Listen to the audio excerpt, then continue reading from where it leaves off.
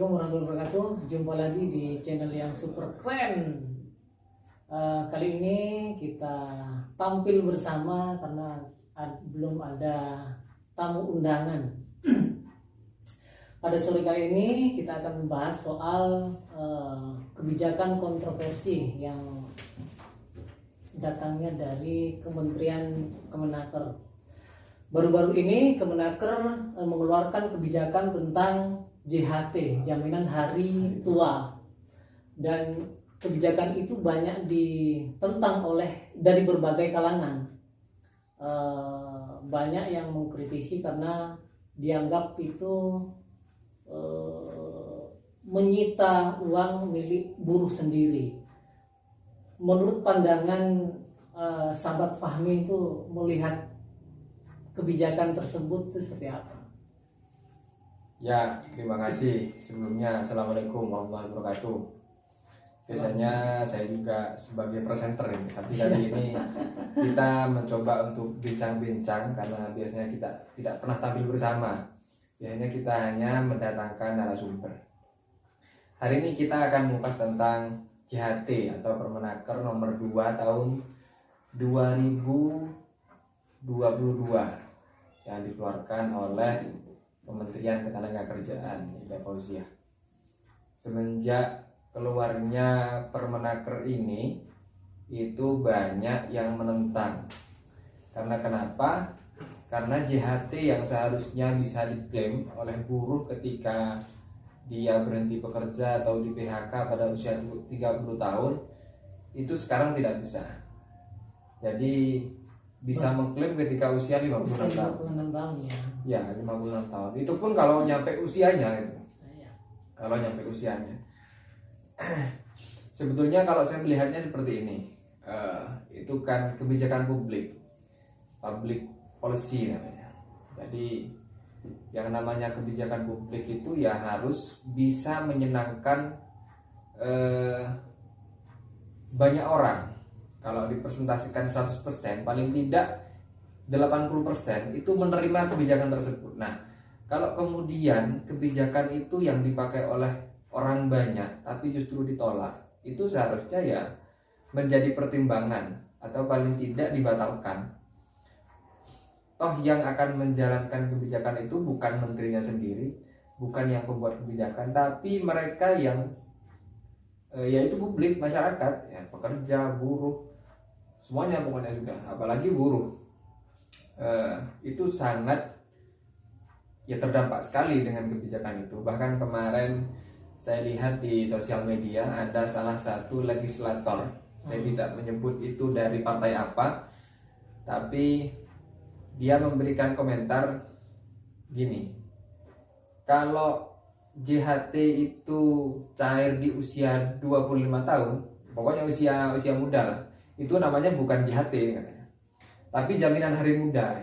Ya namanya JHT, jaminan hari tua katanya. Ya, berarti sesuai dengan nama programnya ya? Ya, JHT. Tapi ya. Bukan kemudian karena begini, kenapa harus JHT namanya? Karena banyak kritikan yang juga saya sempat baca, karena itu juga bagian dari hak buruh yang seharusnya kapan saja itu bisa diklaim oleh buruh itu sendiri. Ya, saya tidak paham kenapa kok kemudian diberi nama JHT ya. Kenapa kok tidak JHM, jaminan hari muda? Dan menurut saya seorang legislator yang dia mewakili rakyat, saya rasa dengan memberikan komentar lucu-lucuan seperti itu kurang pas lah.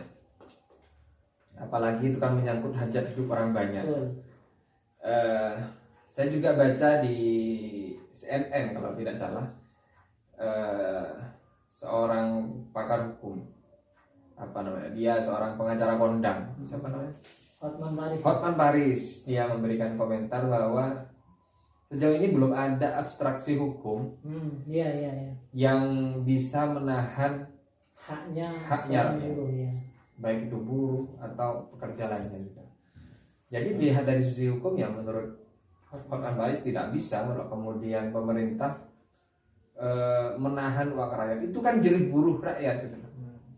Walaupun kalau melihat apa namanya, cara penghitungannya JHT itu saya tidak membaca secara detail bagaimana cara penghitungannya, tapi ketika misalkan itu yang dicontohkan itu kalau tidak salah siapa namanya itu bisa mendapatkan misalkan JHT-nya itu 4 juta, itu sudah diklaim sekian dan belum bayar, itu nanti bisa naik. Jadi pemerintah yang membayarkan JHT-nya seterusnya. Misalkan usia 30 tahun orang ini di PHK, walaupun tidak bayar JHT, tidak membayar jaminan hari tua, itu nanti negara yang membayarkan.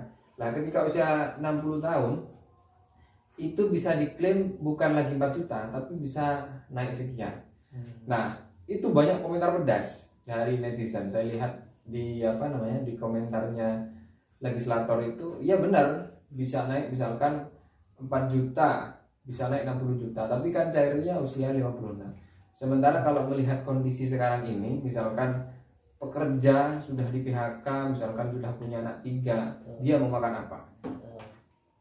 Kemudian kalau misalkan usianya itu sampai dengan dia 50. Kalau misalkan yang bersangkutan atau mohon maaf meninggal di usia sebelum 56 itu bagaimana? Nah, itu bisa bisa diwariskan ke anaknya ya. Yang menjadi di pikiran saya itu, ini kan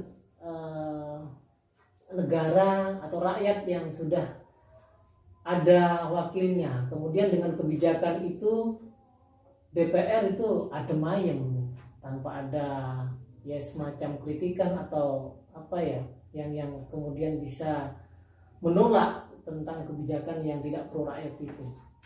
Nah, ya itu yang menjadi pertanyaan. Justru bukan kritik yang dilontarkan. Ada sebagian anggota itu yang mengkritik, tapi saya lihat memang dia dari partai oposisi. Tapi sebagian besar justru mendukung. Tapi seharusnya DPR itu tidak melihat sisi partainya apakah dia oposisi atau tidak, tapi melihat dia itu sebagai wakil rakyat. Harusnya dia mendengarkan suara rakyat. Ketika eksekutif itu mengeluarkan kebijakan yang tidak pro dengan rakyat, maka dia harus menjadi wakil rakyat, bukan jadi wakil parpol. Itu yang paling penting, dan saya rasa menahan uang rakyat itu saya sebutnya itu sebagai suatu yang dolim. Bahkan banyak buruh ada aspek itu asosiasi pekerja, aspek asosiasi serikat pekerja, dia juga mirah. Itu saya baca entah di portal media online, itu juga menolak. Bahkan dia dengan KSPI, Konfederasi Serikat Pekerja, itu berencana akan melakukan aksi demonstrasi apabila Kemenaker tidak segera mencabut kebijakan itu. Tapi ada nggak kemungkinan kira-kira menurut sahabat Fahmi itu kebijakan yang sudah kadung dikeluarkan kemudian karena dianggap banyak yang tidak pro terhadap rakyat, itu kemudian ada desakan dari bawah melakukan demo misalkan, kira-kira mungkin nggak kebijakan itu bisa ditarik oleh pemerintah itu sendiri? Ya seharusnya bisa pemerintah membatalkan kebijakan itu karena memang dianggap atau ditolak oleh masyarakat banyak. Kayaknya kemarin tuh ada kebijakan, saya lupa apa yang kemudian itu dibatalkan karena tidak pro atau banyak ditentang. Tapi sejauh ini ketika kebijakan itu keluar, tidak ada gerakan yang timbul baik dari mahasiswa atau organisasi-organisasi yang lain. Sehingga saya rasa ketika tidak ada penolakan, hanya sebatas kritikan di medsos, itu tidak ada efeknya bagi saya. Artinya ketika misalkan katakanlah ada demo di masing-masing wilayah, itu kemudian yang akan mendesak terhadap program itu mungkin bisa, tapi sejauh ini kan nggak ada. Ya, sejauh ini memang tidak ada gerakan berupa aksi demonstrasi, memang ada, tapi saya baca serikat buruh itu sudah mulai memberikan ancaman bahwa dia juga akan turun untuk melakukan aksi demonstrasi menolak dengan Permenaker itu nomor 2 tahun 2022. Lalu kenapa sampai sekarang belum ada mahasiswa atau aktivis lah yang melakukan penolakan? Kalau kita lihat saat ini kita masih dalam posisi pandemi. Saya melihatnya seperti itu karena apalagi katanya ada varian baru Omikron itu kan semakin tinggi sehingga mungkin izin untuk melakukan aksi demo itu sulit. Mungkin bisa jadi seperti itu. Tapi tidak juga sih, karena beberapa hari ini yang memang dengungan dari virus Omikron itu sendiri kan sudah dari beberapa bulan yang lalu yang didengungkan karena ada varian itu. Tapi beberapa hari ini di beberapa wilayah atau daerah itu ada yang melakukan aksi dan itu diizinkan. Bahkan sampai kalau dilihat di media sosial sampai ribuan massa. Jadi ini orang kan melihatnya antara kontra dengan pro. Saya melihatnya ketika tidak ada gerakan aksi dari baik dari aktivis atau pemerhati buruh itu sendiri, maka ya dianggap oleh pemerintah itu ya artinya ya mengiyakan tentang kebijakan itu sendiri, kan begitu. Tidak seperti itu. Saya rasa penolakan itu untuk saat ini karena semakin canggih ya, sekarang sudah ada medsos.